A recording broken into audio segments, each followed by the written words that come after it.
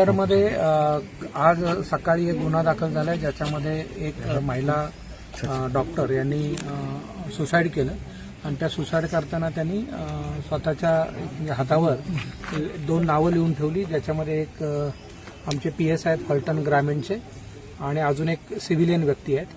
अशा दोघांविरुद्ध मानसिक आणि शारीरिक छळाच्या आणि बलात्कार केल्याच्या म्हणजे त्याच्याकरता मी आत्महत्या करते अशा अर्थाने लिहिल्यामुळे गुन्हा दाखल करण्यात आलेला आहे. बलात्कार आणि आत्महत्येस प्रवृत्त करणे असं दोघांविरुद्ध.